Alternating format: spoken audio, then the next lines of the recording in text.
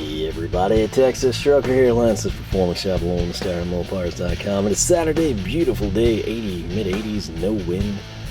Or I should say, when I say no wind, it's like 20 and under here, which makes for a super nice day. But I'm having a great time out here. I hope you're enjoying the recent videos as well. And what I've got here is something I am super excited about. We went back to Zoro and we snagged this. And this isn't necessarily the exciting part, but it is included because we did snag it. But if it looks familiar to you, it should, because right here on the bench, I've got this guy. It's the exact same thing. We got it with a discount for $7.91 this time. The cool thing about this one, it's got this little cap on it. That does one big thing. It keeps the magnet drawing things right here and not from the side. Big problem I have at work when I go down to retrieve items is the items down here, and when I get to about right here, I'm inside the panel, or you know, I've got like a cage or a screen type of a thing, and ding, and then you break away and you go to this metallic component, and then you break this way and you go to that metallic component, and then you break down here and the shaft starts to bend, and then finally you get down there, and if you squint and hold your nose just right, you'll pick up what you want. But I actually brought this in just to test it out, and I did like it, so I believe I'm going to take this one to work so I don't have to use the ones with the broken shafts anymore. I think this one, it's going to telescope. It's pretty legit. 7 1/4 being the minimum, all the way to 33 3/4, so just shy of 3 feet. So like at work, you know, there's a tank. That means there's liquid in it, and when my arm goes down and I can only like lean over the edge and get it to about middle of the forearm, this gives me almost another 3 feet. Let's see here. The lift capacity on this one is 5 pounds without the power cap, and then it claims down here that it lifts 8 pounds. But again, the power cap right there, that's just going to keep you from getting stuff on the side. So glad to have that one, and I guess, like I said, I'll take it to work. But the real star of the show is right here. This is something that if you source it elsewhere, costs a pretty penny. I do have a local supplier, you know, I get a ton of stuff, my hardware and stuff from, and they had them for pretty reasonable. They're actually a little cheaper than Zoro before the discount. And that's the thing. At Zoro, I get pretty sweet discounts. You can too. It's not difficult to find them, track them down. And with, I believe it was a 20% discount, this came to $111.99. And when I throw it down, I think you'll have to agree, that adds up for a pretty solid buy. Now, if you're looking at this, some of you will know exactly what it is. Some of you have a good idea, and pretty much everyone determines, hey, it's black sockets that look fat, so they must be impacts. Well, that statement is certainly correct. The fact that it's on 2 rails, also correct. If I flip it over here, you can see 1/2-inch drive, 13-piece, 6-point standard. You see the 311 F89. That may not mean much to you, but for a lot of you, the 415 will, especially when I do this. And we zoom in, and I slide this over. This is from, zoom magic there, Wright Tool. It's their 415 set. These are obviously short impacts, or shallows, whatever you want to call them. If you recall, we went with the big proto set for the deeps. Typically with an impact, especially in huge sizes, I don't find myself often with like space constraints. I just want like a big slug of a socket. I'm basing a lot of this off of stuff at work, which could be radically different for some of you. But it's pretty much like a known parameter for me, and I tend to like to use the deep sockets when possible. However, that is not always possible. Sometimes you'll need this, sometimes you need a shallow and a short extension. It just varies based on what you are doing. What doesn't vary is the quality. Now, I've said many times before at work, like the big thing in sockets that we've got is proto. Old proto. It's still around. Why is it still around? Because it's good and it doesn't suck. It's not cheap. It lasts. You actually get what you pay for. You pay a little bit more, but then you're not buying socket sets every 6 months, you know. And yes, there's times that you go cheap. That's what happens. So, it all comes down to use, really. I think a lot of people, you know, forsake that segment. If you're in an industrial setting like I am, it's going to be radically different than what I could do even on my busiest days here freewheeling in the shop. Like, yeah, I can come in and I can have buddies have me do some crazy stuff that's a lot of work, you know, and involves bigger sizes and, you know, got to fire up the air compressor type of things, but that's limited, right? That's like 2 days, or Friday night through Sunday type of a thing. And you get in at work, and I mean, it's 12-hour days, you know, Monday through Friday. And you need something that's not going to break, not going to let you down. And it's nice to not have to stock like backup sets, you know, like you just have something and you know it's going to be good for a really long time. And that's what my experience has been with Proto, and that's also what my experience has been with Wright's impact sockets. Now, full disclosure, pretty much everything at work 1/2 inch. I think there's a few Wrights and some stuff strung around here and there. It's mainly Proto. However, for our ratchets, we do a lot of stuff. You know, you can't get a giant Ingersoll Rand impact in.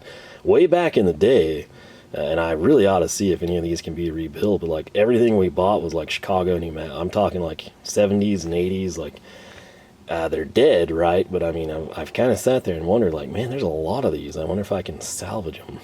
But, needless to say, regardless, I mean, I don't care if you get a Harbor Freight, and I do run their Earthquake Stubby with pretty good success. We've broken, I don't know how it happened, but the ball detent is gone. It's just sheared off. That happened relatively early in its life cycle.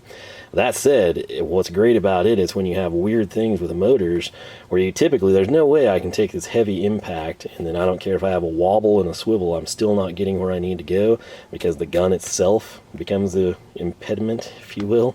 So that little stubby is awesome. But what's better than that in terms of tight quarters? A ratchet. Now, a ratchet, you're not going to be high torque, you're not going to be huge stuff, but like for 9/16 and down, that's typically what we're doing, and we're not doing that with a 1/2 inch drive, we're doing that with a 3/8 drive most of the time. So, the socket that has impressed me the most, again, this is all first-hand experience from work, is a 7/16, and that's on a 3/8 drive, pneumatic ratchet. That thing is gorgeous. Like, it doesn't have like the oily sheen like these do. It just looks sweet. The stampings are super nice. They're still legible. And most importantly, the socket itself is fantastic. I'm not sure how many years it's been there, but it looks fantastic still.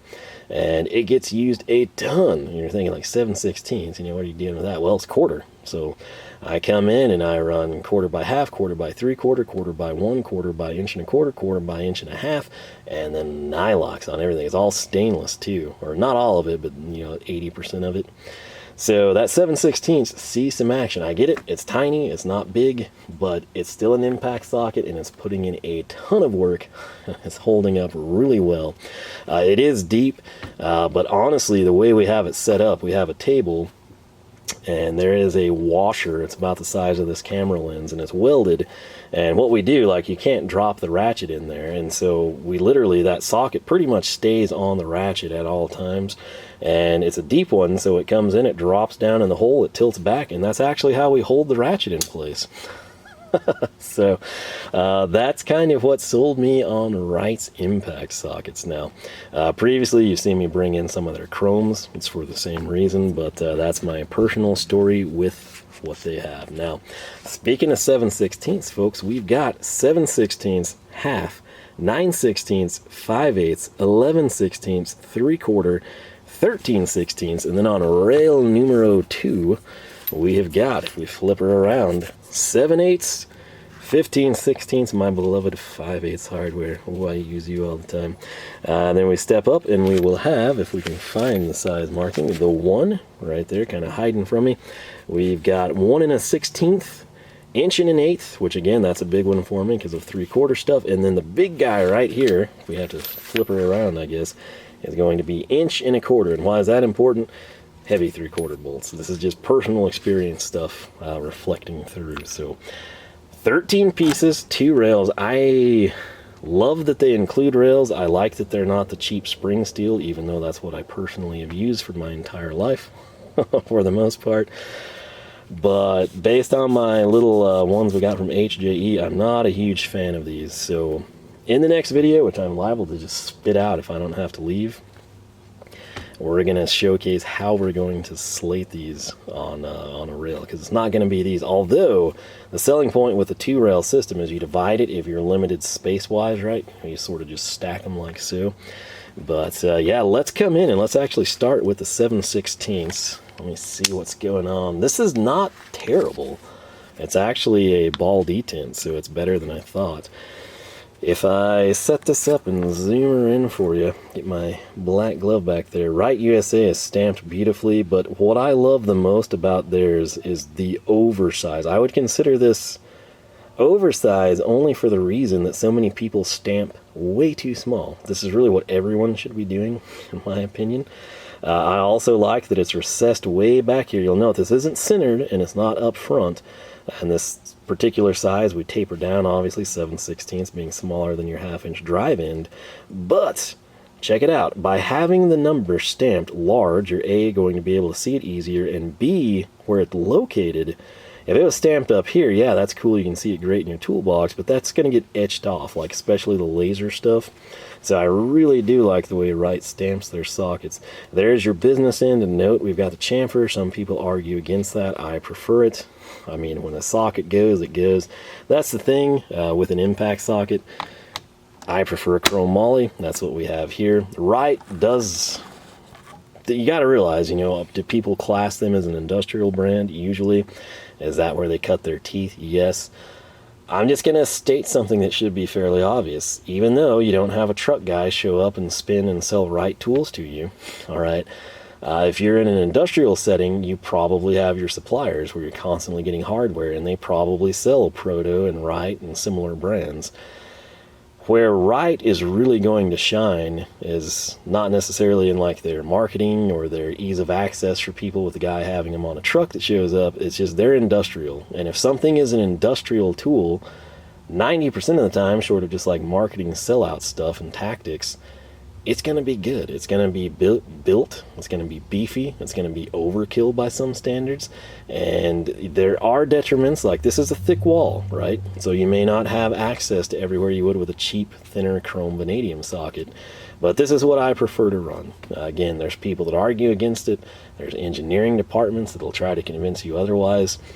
I base this on personal experience, stuff I've seen blow up, shatter, crack, and old guys, most of who have passed away now that I learned a lot from when I was, you know, high school, early college. And it's just, if I have an impact, I want it to be chrome moly. If it's a set deal, you know, and like you're always running into a situation where your 15/16 socket is obstructed and you can't get to the fastener, but you can step down to the chrome vanadium one and the thinner wall will actually fit, there's a time and a place. But just generally speaking, this is what I want to see. Chrome moly, thick sidewalls. You got to realize, the thin sidewall, yeah, it's an advantage in terms of, hey, you know, you can get in more places. But the other deal, with an impact, you got to think, like, this isn't just you applying leverage, okay? You're not just sitting here with a breaker bar, spinning it, trying to break something free. You've got an impact. That's why you don't run chrome, because they shatter, right? It's not very noticeable, but you know, like when you've got a rusted bolt and you come in and you put it on an impact wrench and you fire up the air compressor, it doesn't just turn left and right, you know, to tighten and loosen. It hammers. That's why, you know, an old trick, if you come in and you've got like a rusted fastener and you can't get it off, and then I show up with these twin grips and just whack the ever-loving snot out of it and it spins free, I agitated the rust. I broke the bond a little bit, enough for my torque that I'm applying to free the fastener. And that's why people use impacts. That's the sound you hear. It's not something spinning free until it breaks. It's, you know, that hammering and drilling sound is just this constantly beating down, and that's why you want it heavy. That's why you want it thick. It's simple, but it seems like a lot of that has been lost on some people. You know, things aren't what they once were, if you will. But this is a big one in the set, obviously. 1.250, much bigger than .500, so we've got it tapering opposite of the 7/16. Just a beautiful, super nice socket, and I've got nothing bad to say about them. Again, I don't have a ton of experience, obviously. We've never used these, but based on my past experience, I'm thrilled. And to pick 13-piece Wright, USA made, known quality impact sockets up for $112, that's a win. That's basically $10 a socket. Let's go to town on that. I'll take that deal over and over and over again. So I'm not going to compare these to the Proto or anything. This is just the, you know, Zoro Tool Haul. We got the Ullman and we got these, and I'm going to try to save some battery life to get these off of this rail.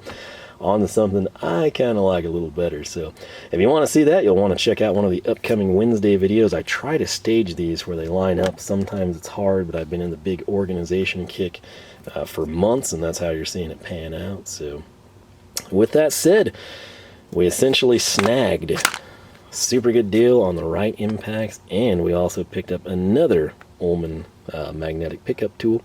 So with that said, hope you enjoyed the video, hope you learned a little something, hope you like what you see here. Your thoughts and opinions on the Ullman, which I don't know what they were if you left them in the other video because I haven't released it yet. My apologies. If you said like, oh, that's junk, you shouldn't buy that. Hey, I didn't know. I value your opinions and feedbacks, but it hasn't released, so I don't know. But what I want to know more from you is what you think of the Wright impacts, especially if you've used them. How do you compare them versus your tool truck brands, your cheap brands?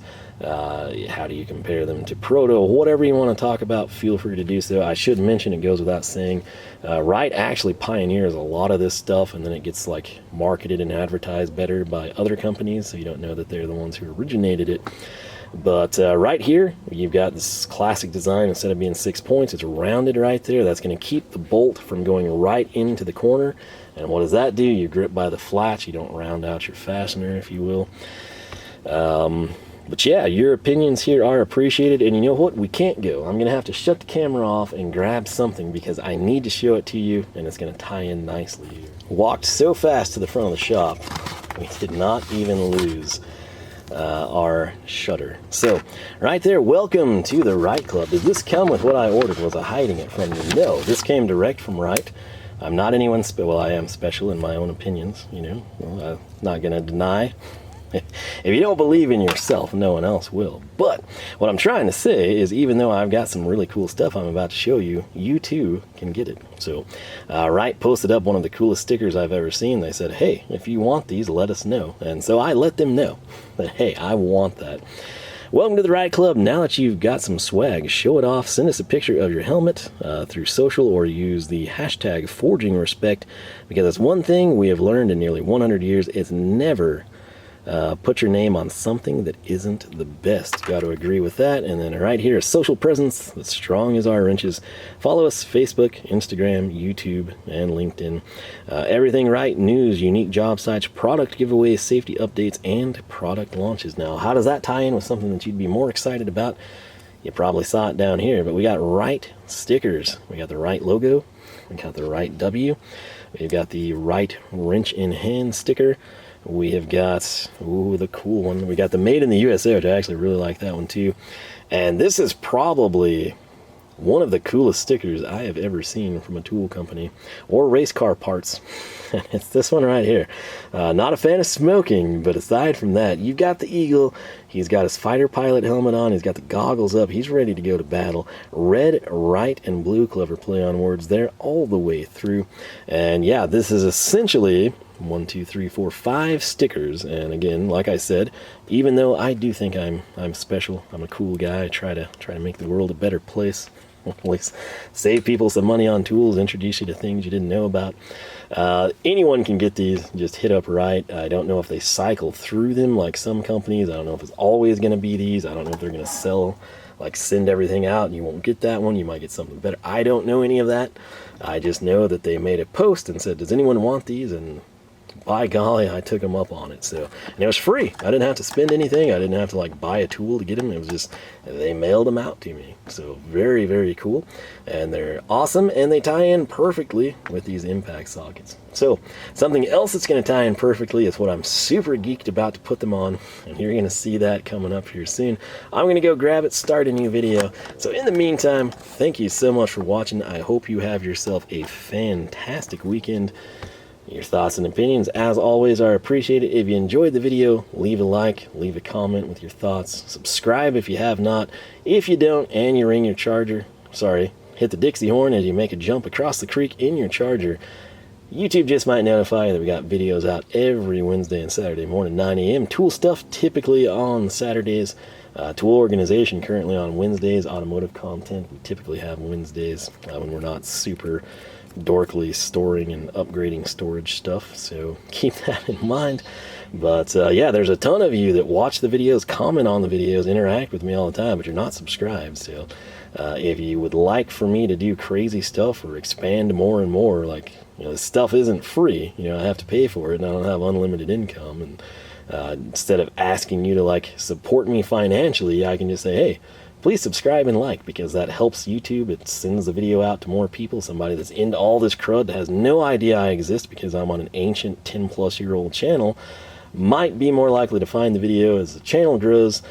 If I have more money, I'm a simple man. I'm going to spend it on cars and tools. So that's my promise to you. I don't plan on changing. But on that front, I hope you enjoyed. Big thanks to Wright for sending the stickers out and making sockets that don't suck on top of that. So that said, I'm geeked out about what I'm about to do, so I'm going to make that happen. Hope you enjoyed. Have a great weekend. I'll catch you back here for more action from the shop.